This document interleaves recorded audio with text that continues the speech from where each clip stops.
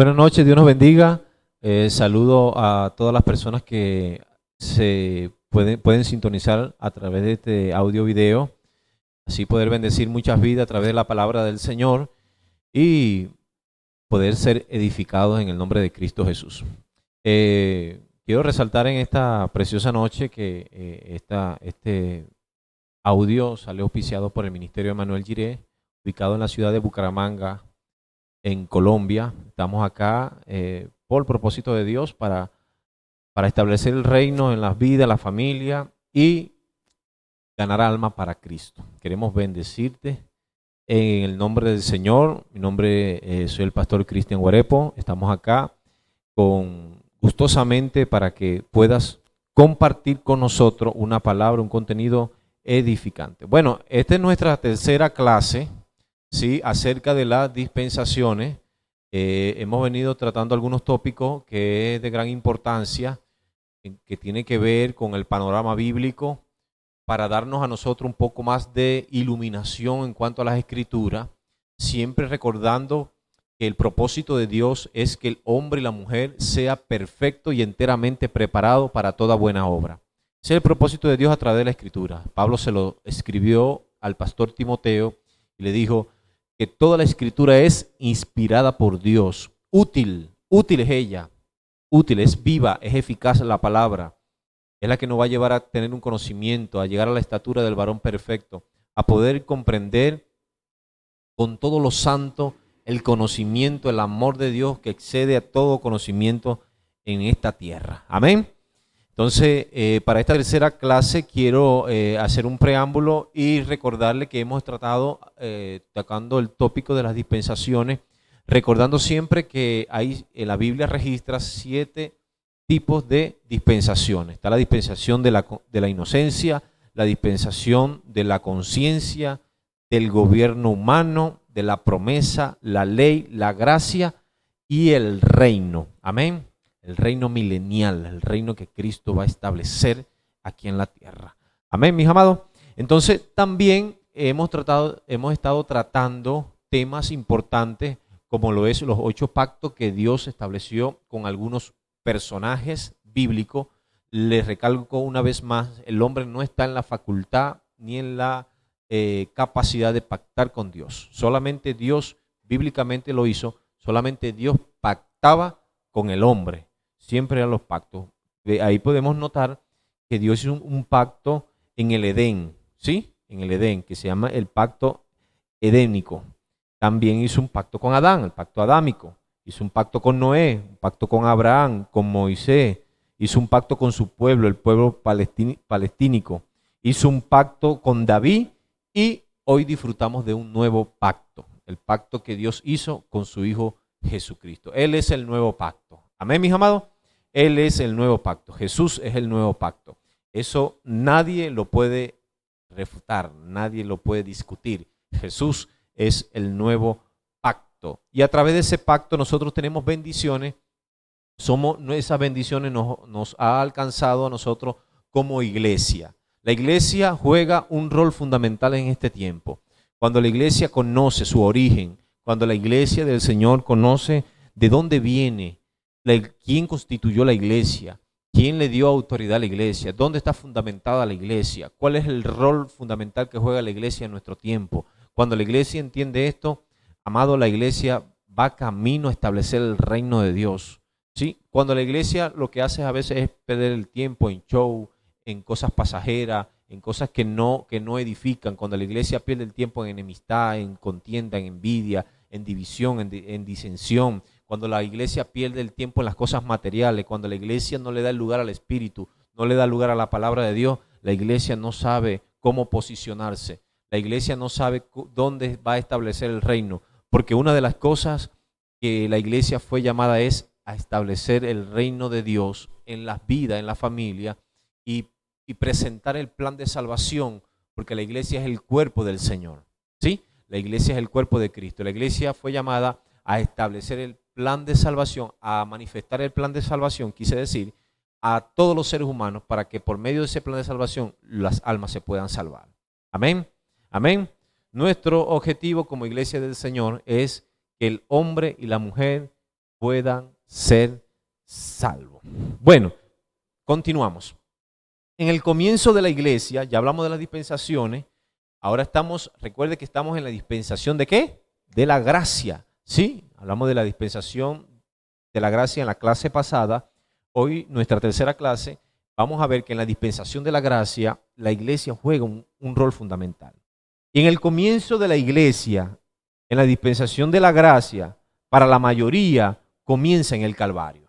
¿Sí? Para la mayoría comienza en el Calvario, la dispensación de la gracia.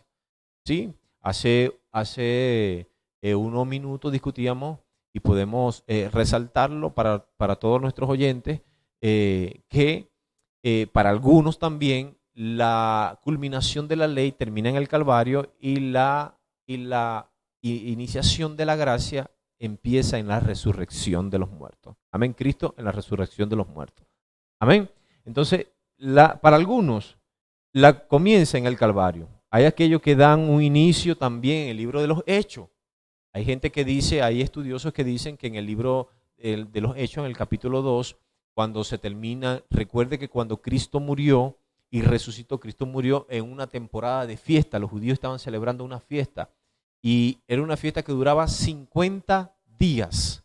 50 días. Por eso que se llama Pentecostés. Pentecostés de 50. 50 días duraba la fiesta. El Espíritu Santo se manifestó en el día de Pentecostés, es decir, el último día de la fiesta. Es por eso que mucha gente cuando vio las lenguas que le fueron repartidas a los hermanos que estaban congregados allí con el pastor Pedro, y Pedro se lanzó un tremendo mensaje donde se arrepintieron más de 5,000 personas, donde se arrepintió mucha gente, y mucha gente decían, estos están ebrios, y otros decían, pero este habla mi mismo idioma. ¿Por qué? ¿Sabe por qué? Porque el último día de la fiesta, mucha gente de otras naciones se reunían en Jerusalén para celebrar dicha fiesta. Cuando usted nota en la cruz del Calvario un letrerito que le pusieron a Jesús arriba en la cruz, estaba escrito ¿en qué? En griego, en hebreo y en latín, ¿verdad que sí? Decía, este es el rey de los judíos en 3 idiomas distintos. ¿Por qué en 3 idiomas distintos?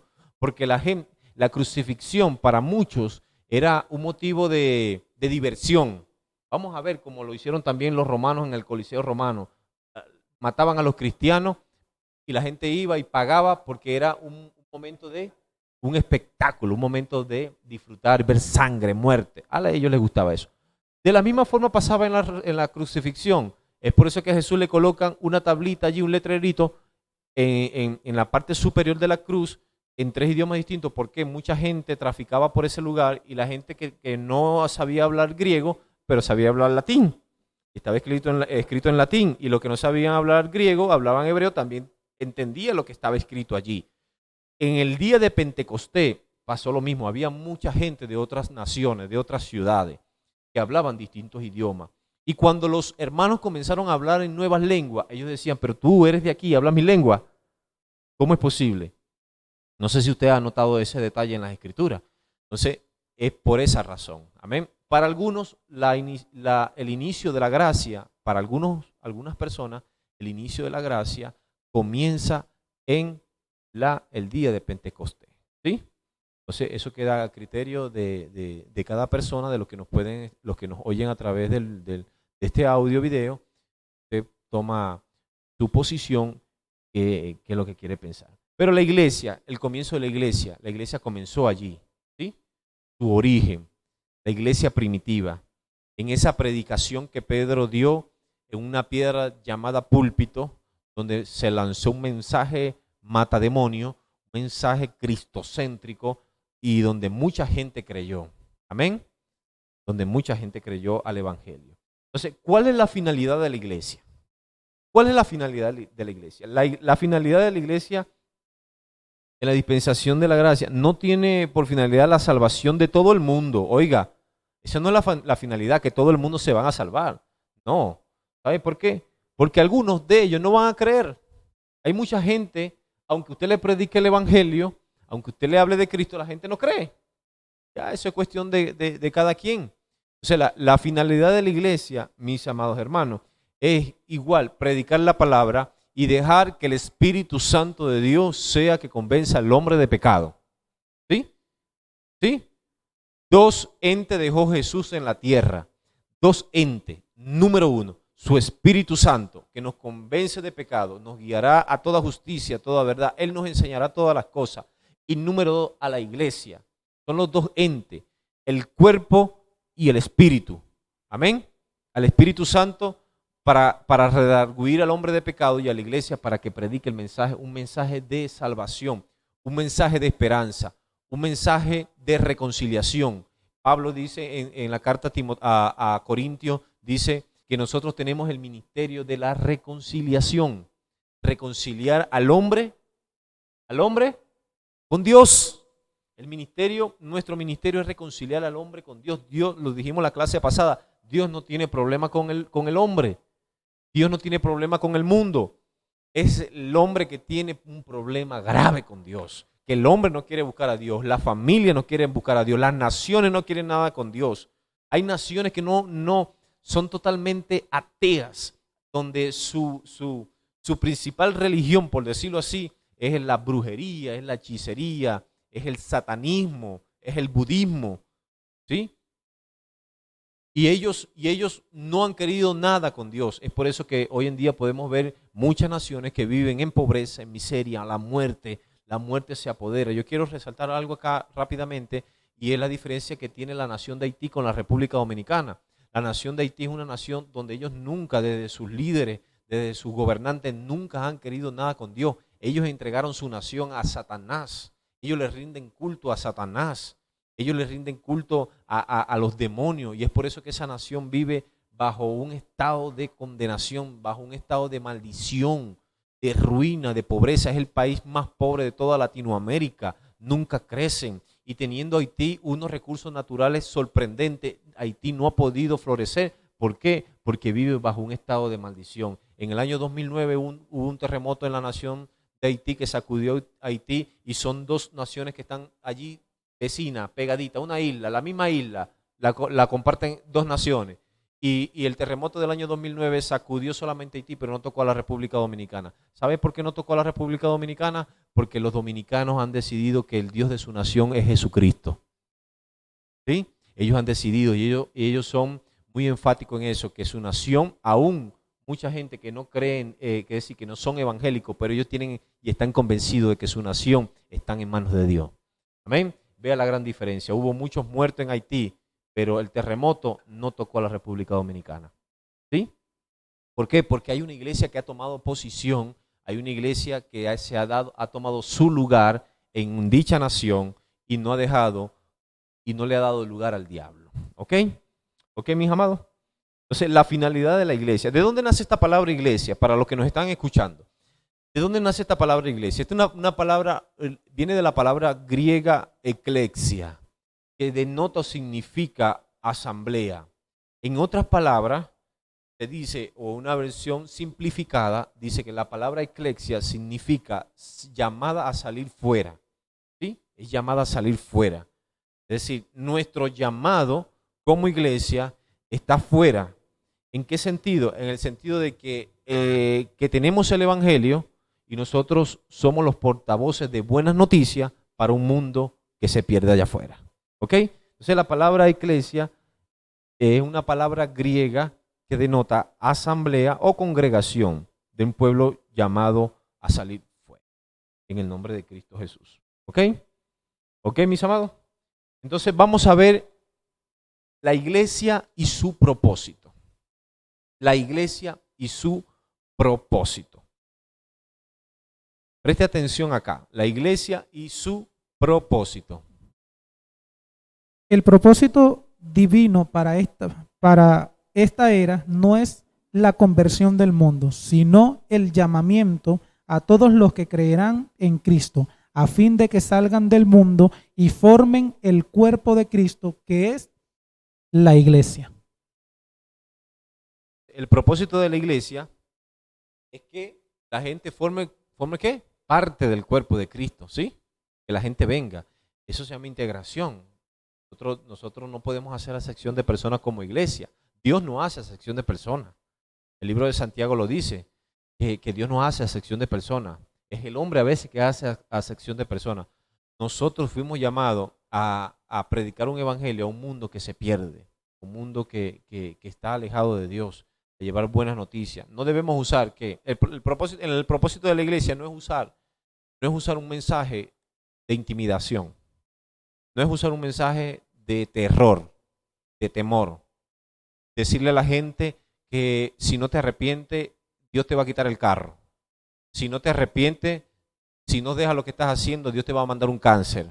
Eso no es el mensaje de la iglesia. Si no se arrepiente dicha nación, Dios va a mandar un tsunami. No, no, ese no es el mensaje de la iglesia. El mensaje de la iglesia es reconciliar al hombre con Dios. Ese es el ministerio que la iglesia tiene que poner en práctica. Es el ministerio que la iglesia tiene para que la gente, es decir, el mundo, un mundo que se pierde, pueda ser parte del cuerpo del Señor. Amén. Pueda ser parte del cuerpo de Cristo. Yo considero también, pastor, que la iglesia no solamente debería estar encargada de lo que es el mensaje de la salvación, sino también de presentar a Jesucristo. ¿En qué sentido? La iglesia está en la obligación de reflejar en sí mismo la esencia de Cristo, el carácter de Cristo. Yo considero que la iglesia debe ser aquella que abraza, la iglesia debe ser aquella que abriga, la iglesia debe ser aquella que extiende su mano al necesitado, la iglesia debe ser aquella que no juzga, sino que trae palabras de aliento y de vida. Amén. Para todas aquellas personas que necesitan la salvación. La iglesia en sí tiene la respuesta que el mundo necesita en este momento, y es que hay un Salvador que Amén. Nos da vida y que nos librará y nos sacará de la condición de pecado y de destrucción en la que actualmente el hombre vive, y no solamente actualmente, sino desde el inicio de la tierra. Yo creo que ese también es el trabajo, una de las funciones que la iglesia debe ejercer en este tiempo, porque la Biblia dice que los tiempos son cada día más difíciles y la maldad se multiplicará, el pecado se multiplicará a tal manera que la iglesia tiene que salir y tiene que demostrar lo que Cristo hizo en la cruz del Calvario por nosotros. Es que la iglesia es el cuerpo del Señor. ¿Sí? La iglesia es el cuerpo de Cristo. Nosotros somos la mano del Señor, somos la boca del Señor. ¿Sí? Somos la boca, somos los pies del Señor. Y nosotros debemos de anunciar el evangelio. Debemos de que no solamente anunciar, porque Jesús dijo estas palabras. Ya que el hermano Joan tocó el tema, Jesús dijo estas palabras. Dijo, estuve enfermo, no me visitaste. Tuve hambre, no me diste de comer. Tuve frío, no me abrigaste. Tuve solo, no me consolaste. Tuve preso, no me visitaste. Jesús está diciendo, mi cuerpo hace este trabajo. Mi iglesia, una de las funciones de la iglesia es hacer el trabajo. Más que Pablo lo dijo, si no me creen por las palabras, me van a creer entonces ahora por los hechos, por lo que hago. A veces se predica más con los hechos que con las palabras. ¿Sí? La iglesia tiene que tener posición, tiene que tener testimonio, tiene que ser con hechos. Por eso que nosotros tenemos como iglesia hacer trabajos sociales. Eso entra dentro del propósito de la iglesia. Es un trabajo social, visitar a los enfermos, orar por los enfermos, visitar a los huérfanos, a los extranjeros, darle alimento a los que necesitan, a los necesitados. Amén. ¿Lo hizo Jesús? Jesús lo hizo. De repente Pedro estaba un poquito molesto con el Señor ahí. Señor, ¿por qué oraste por mi suegra y la sanaste? ¿Ah? Porque de repente Pedro no se la llevaba bien con la suegra. Pero es el trabajo. Donde nosotros vayamos tenemos que representar el cuerpo de Cristo. Amén. La gente no lo ve a usted como un vecino. La gente lo ve a usted como una iglesia. La gente usted lo ve como un hijo de Dios. La gente nos ve a nosotros que somos portadores de algo maravilloso. Amén. Que es el evangelio. Amén. Entonces la iglesia está esperando un acontecimiento. La iglesia espera un acontecimiento precioso. Y el acontecimiento es el arrebatamiento de la iglesia. ¿Sí? La iglesia y su arrebatamiento. Vamos a ver qué dice la iglesia y su arrebatamiento.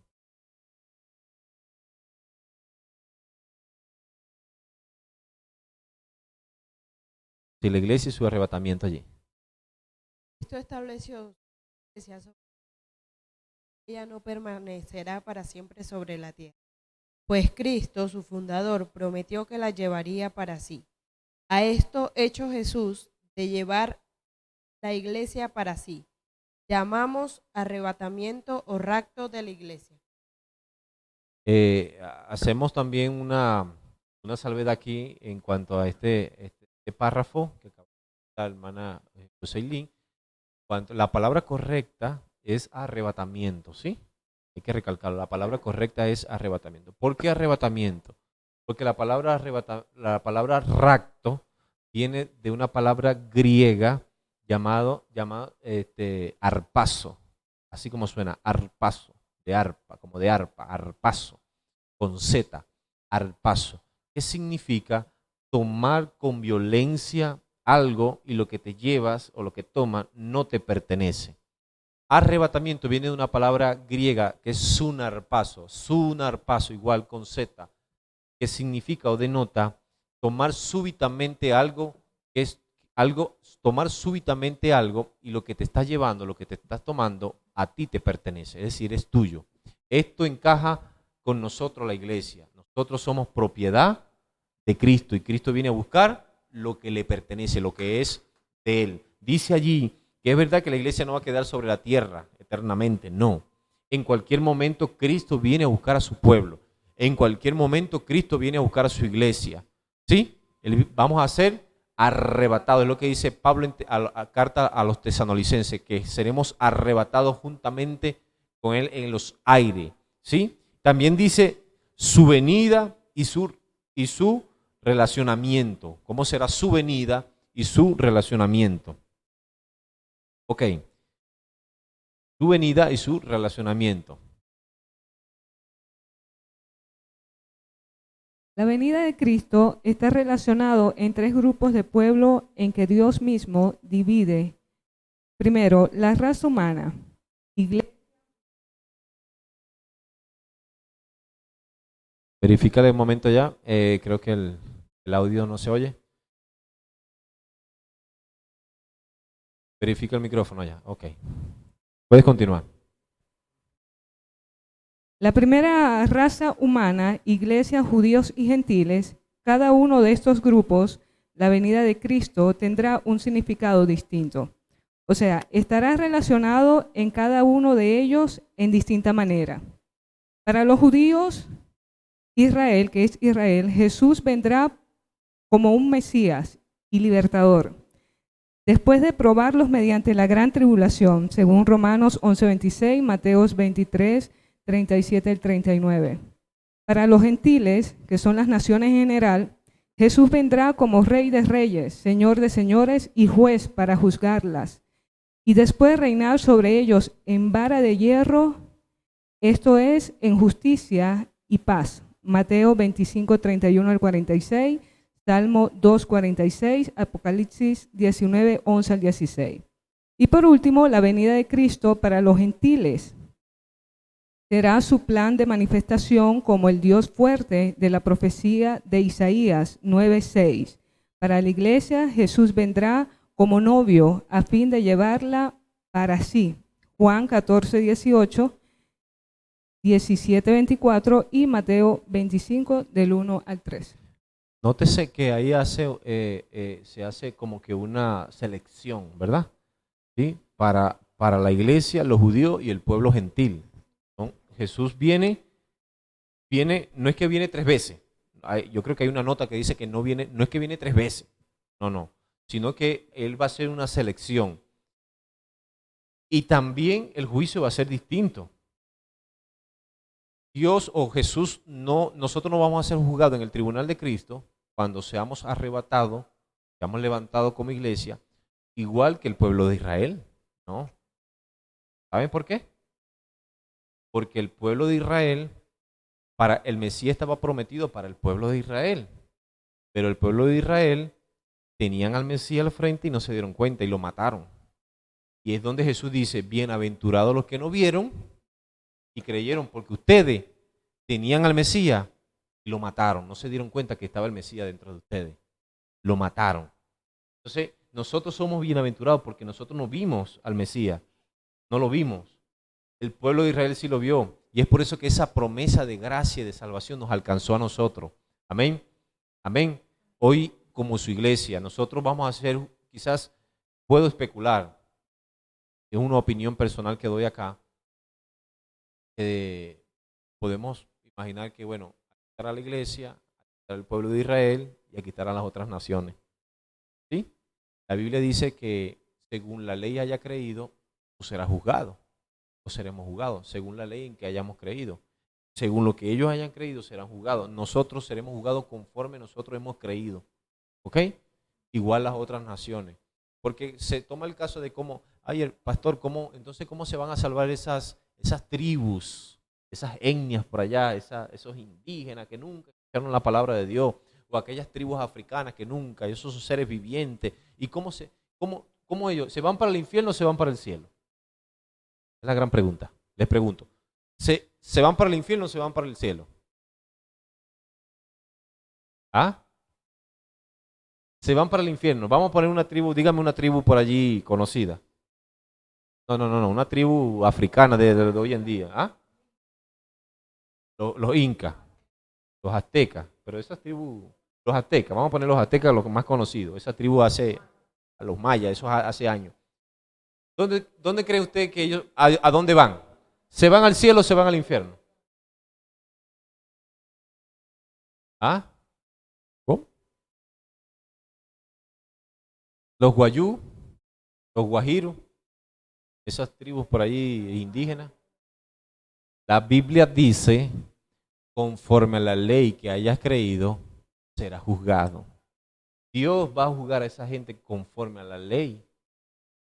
Ellos tienen sus leyes. Esas tribus, aunque usted no lo cree, esas tribus tienen leyes.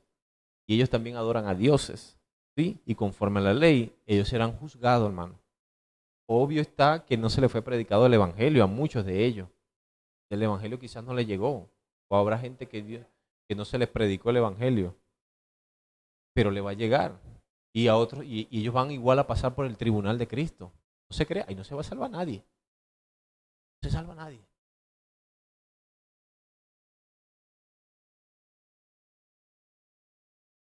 No me apague el micrófono, no lo apague, manténgalo porque cuando usted en ese proceso de apagarlo, exacto, porque no se oye. La palabra dice que hasta que no se haya predicado el evangelio a toda criatura, entonces no acontecerá este gran acontecimiento, pues la venida de Cristo. Mateo capítulo 24. Pero usted sabe que sucede, que habrá gente que no va a predicar el evangelio. Ya mucha gente que nunca ha escuchado el evangelio y ya partieron de esta tierra.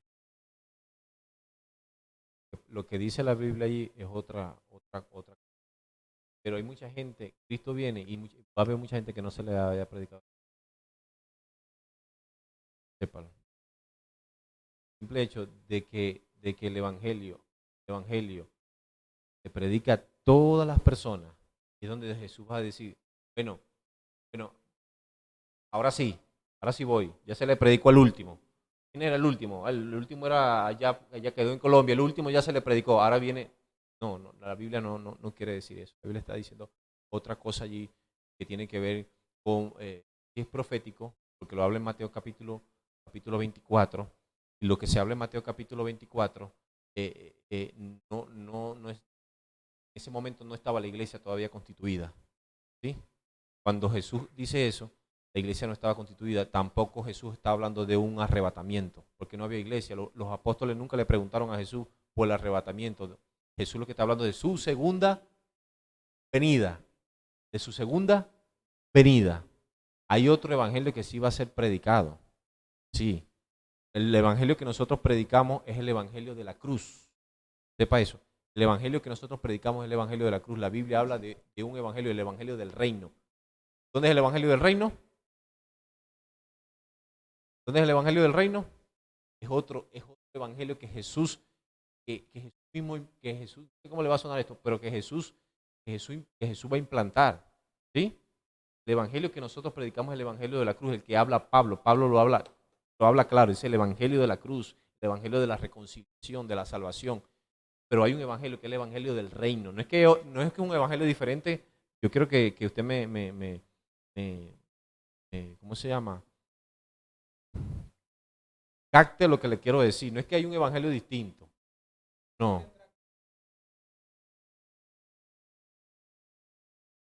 Es el evangelio de la cruz. Lo que a Pablo se le dio fue muchas cosas reveladas que a los apóstoles no lo tuvieron. El evangelio, exacto, sobre el evangelio de la cruz es para nosotros, para la humanidad. Para la humanidad. Entonces, vea la relación que va a tener este acontecimiento tan grande, que es que la iglesia será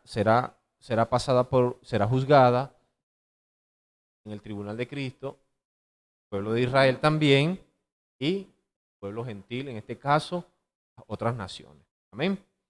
Hay naciones, hermano, donde todavía el evangelio no ha llegado. Hay naciones donde todavía el evangelio no ha llegado. Vaya a Corea del Norte, pues. Vaya a Corea del Norte. Usted entra a Corea del Norte a predicar el evangelio y lo fusila. Vaya a Corea del Norte. Hay otra nación, donde el evangelio no llega, el evangelio, hermano. No llega el evangelio. No llega. Es difícil. Por su gobierno no llega el evangelio. No llega. Si usted va a Corea del Norte ahorita, va a predicar, va a repartir unos tratados y se va a poner en una plaza con un parlante a predicar, lo matan, hermano. Lo matan. Lo fusilan. Hay naciones como las naciones musulmanes. Vaya a predicar el evangelio ahorita a Afganistán, pues. Vaya a predicar. Lo fusilan, hermano. Hay mucha gente de ellos que no van a recibir el evangelio. El evangelio no le va a llegar. ¿Sí me entiende? No le va a llegar el evangelio. Y van a partir con el Señor. Van a morir, perdón. Pero por el simple hecho, porque no se le predicó el evangelio, no significa que van a pasar por el tribunal de Cristo. ¿Sí me entiende? Ellos también van a pasar por el tribunal de Cristo. Y Cristo va a juzgar, porque a Él será nuestro juez. Él va a juzgar conforme a su ley, conforme a lo que Él creyó. Ella creyó.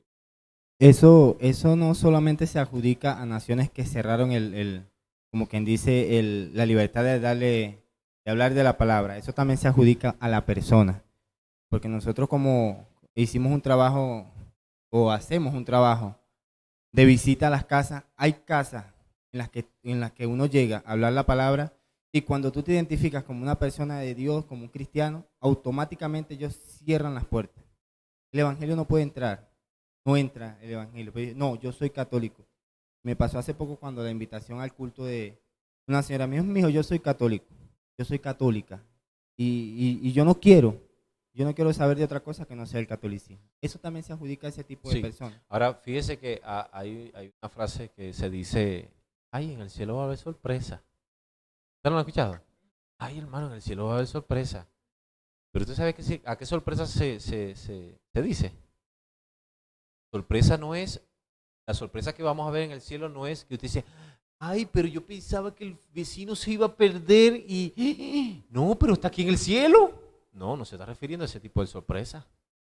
Se refiere a lo que usted pensaba que se iban a salvar y no se salvaron. Ay. ¿Sí?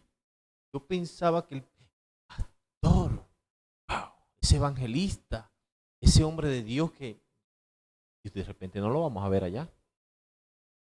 ¿Por qué? Porque vivió una vida de apariencia de pecado. Esas son las sorpresas. Lo que uno está creyendo que vamos a esperar allá, no van a estar. No es que, ay, que no, que los vecinos de al frente porque son católicos, esos no se van a salvar, esos son unos hijos del diablo, esos se perdieron, que no sé qué. Y de repente, allá lo vemos. ¿Sí me entiende? Y lo que nosotros creemos que son los que se van a salvar, quizás no lo veamos. Pedro en una de sus epístolas dice que si el justo con dificultad se salva, ¿qué quedará para el impío? Y eso también tiene que ver con aquellas personas que dicen ser creyentes, pero son personas que tienen una doble vida o un disfraz. Yo le pregunto algo, discúlpame hermano, yo le pregunto algo a usted ya que estamos en el tema. Gloria a Dios. Yo le pregunto, ¿dónde está la Madre Teresa de Calcuta? ¿A dónde se fue? Vamos a especular. Le pregunto yo a usted. La Madre Teresa de Calcuta. ¿Sabe quién es la Madre Teresa de Calcuta, verdad? Una mujer que llegó una vida a África, misionera, los niños, dando alimentos, medicina, haciendo una obra de... Claro, el evangelio Salvación no es por obra, obvio, sí, no es por obra, es por fe. Pero tuvo motivos correctos, ¿sí o no? Y habemos nosotros evangélicos que la salvación es por fe, pero no hacemos lo que la vieja esa hizo. ¿Sí o no? ¿Sí o no? ¿Ah?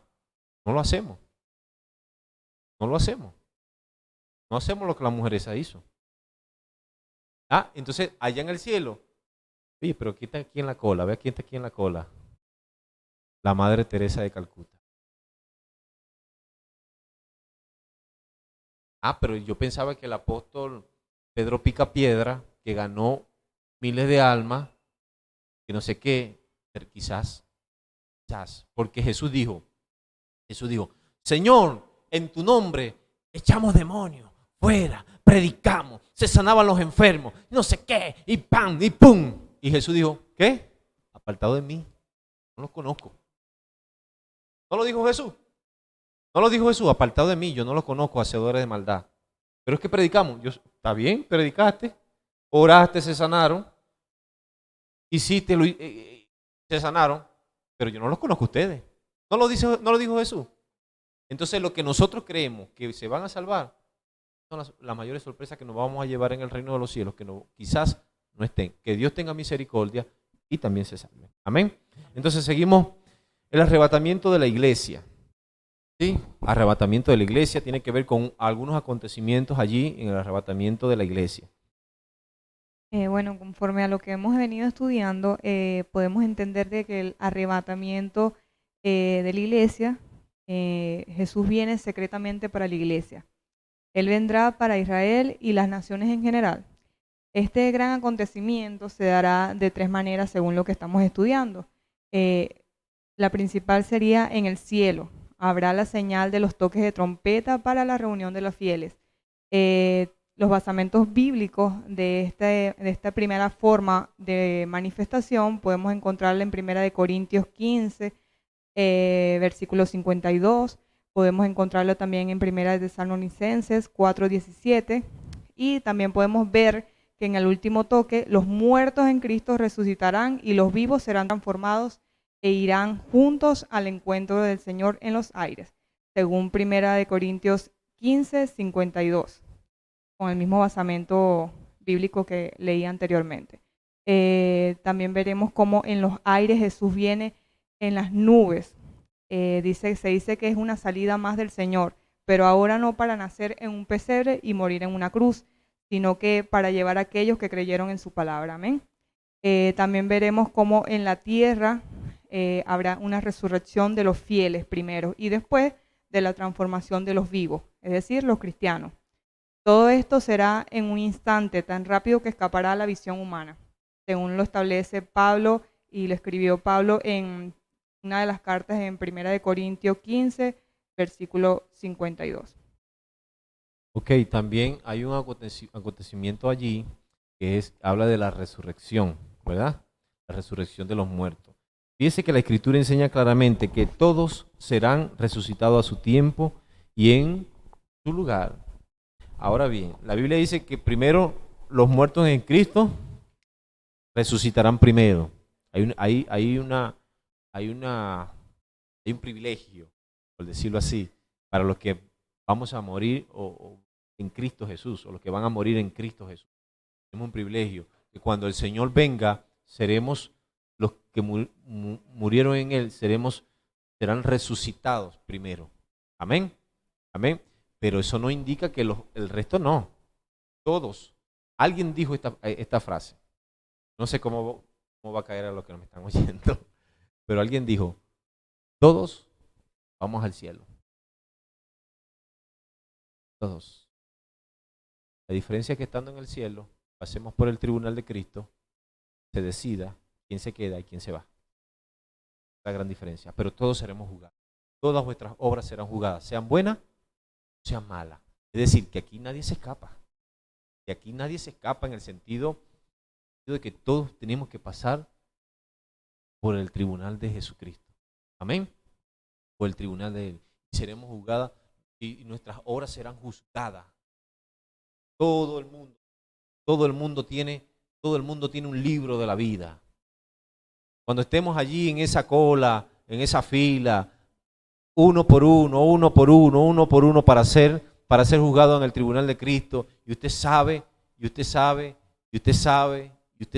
que hay cosas que usted hizo en la tierra que en ese día serán manifestadas. De repente el hermano Jerónimo me dice, oye, varón, dele usted adelante, yo me quedo atrás. Dele usted ahí, lo que le digan allá viene y me dice, no, ahí no vale eso. No, dele adelante a Oscar para ver qué te dicen. No, ahí no vale eso. Todo el mundo seremos juzgados. Amén. Y allí, en ese juicio, como los muertos en Cristo tienen un privilegio y serán los primeros. ¿Sabe qué va a pasar? Que los que murieron en Cristo Jesús su juicio es para galardonar, para dar galardones, porque la salvación está para dar galardones. Venga, fulano de tal, usted, pase por aquí. Usted vivió 50 años, 70 años. Y usted de tal edad, hizo esto, hizo aquello. Usted conoció del Evangelio, usted conoció de la palabra, usted hizo esto, usted hizo aquello. Y estando en el Evangelio, te apartaste del Evangelio, hiciste aquello, hiciste lo malo. Eso también va a aparecer. Pero ¿sabe qué? Ten tu corona, un rubí. Porque estabas en la iglesia, nunca predicaste, nunca consolidaste, nunca hiciste nada, nunca te involucraste. Aleluya, gloria a Dios. Amén, venía solamente a alabar al Señor, aleluya. Nunca diezmaste, nunca ofrendaste, amén, gloria a Dios. Eres salvo, está bien. Pero en el momento de galardonarnos. Y usted sabe, alguien lo leyó hace un momento, yo creo que viene a continuación. Ese galardón tiene que ver con posición en el reino de los cielos. Porque somos nosotros como iglesia los que vamos a juzgar a las naciones. ¿Sí? Somos nosotros, con los 12 apóstoles, y para ustedes contar. Pastor, y es importante también recalcar que muchas veces nosotros nos enfatizamos mucho en hacer obras dentro de la iglesia, pero no, guardando la apariencia. Y dice la palabra también, no recuerdo la cita bíblica en este momento, pero que habla también de que nuestras obras serán pasadas por fuego. Probada. Luego de eso, bueno, tendremos resultados. Si se desvanecen, simplemente todo fue por aparentar. Si es como la hojarasca, si es como la madera. No dice la palabra así. Nuestras obras serán probadas. Si lo hicimos por amor. Pablo lo manifiesta. Pablo no lo dice. Pablo dice, si yo entrego mi cuerpo entero para ser quemado, para ser crucificado, para ser decapitado, pero si no tengo amor, ¿de qué me sirve? Nada soy. De nada me sirve. ¿De qué me sirve a mí hacer una obra? De dar esto y dar aquello. Pero si no tengo amor, lo hago por apariencia. Lo hago para que me vean. De nada sirve. Entonces, esas obras serán pasadas por fuego. También serán probadas. Entonces continuamos. El tribunal de Cristo, ¿verdad? Estamos en el tribunal de Cristo.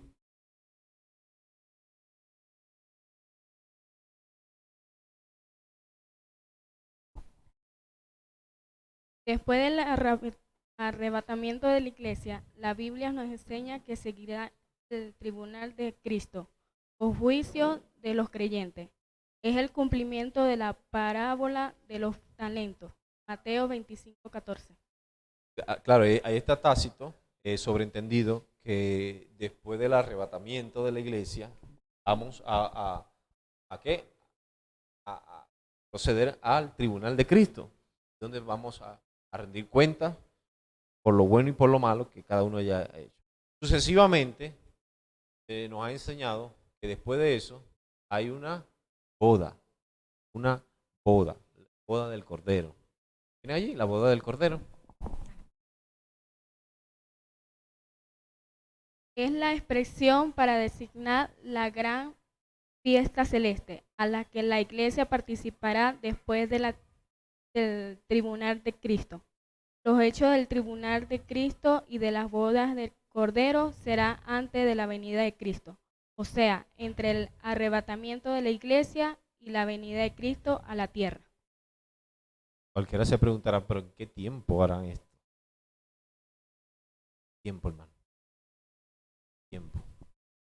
Cuando venga el arrebatamiento de la iglesia, ya nosotros no dependemos de un crono, ya no dependemos de un tiempo, ¿sí? Ya pasamos a una kairos, a una eternidad, a un lugar donde no hay tiempo. Entonces, ¿cómo va a suceder todos estos eventos, estos acontecimientos? ¿En qué espacio? ¿En qué momento? ¿En qué tiempo? No hay tiempo. Nosotros vamos a pasar de un crono a un kairo. En el momento que nuestros cuerpos sean transformados, sean arrebatados, nosotros pasamos de un crono a un kairos, ¿sí? A un lugar donde no se rige por días, por segundos, por horas, por un espacio, sino que todo, bueno, no me pregunte cómo será eso, porque de verdad, desde mi mente no puede llegar hasta allá. Y por último tenemos la gran tribulación, ¿sí? La gran tribulación. Ha habido mucha confusión en torno de la doctrina de la gran tribulación, porque algunos no han hecho distinción entre las tribulaciones y sufrimientos generales del pueblo de Dios y el periodo específico de la gran tribulación, escrito en el Antiguo y Nuevo Testamento. En el Antiguo Testamento, en el libro de Deuteronomio 4:29-30, se habla del futuro de Israel. En Jeremías 31:1-10 predice que el tiempo de tribulación sea precedido por un regreso parcial de los hijos de Israel a su tierra. Porque he aquí que vienen días, dice Jehová, en que haré volver a los cautivos de mi pueblo Israel y Judá, ha dicho Jehová, y los daré a las tierras que di a sus padres y las disfrutarán. Inmediatamente después, en los versículos 4 y 7, se describe el periodo de tribulación que vendrá sobre ellos después de haber regresado a la tierra. Israel estará con dolores de parto como una mujer que está de parto. La gran tribulación estará comprendida entre el arrebatamiento de la iglesia y la venida de Cristo.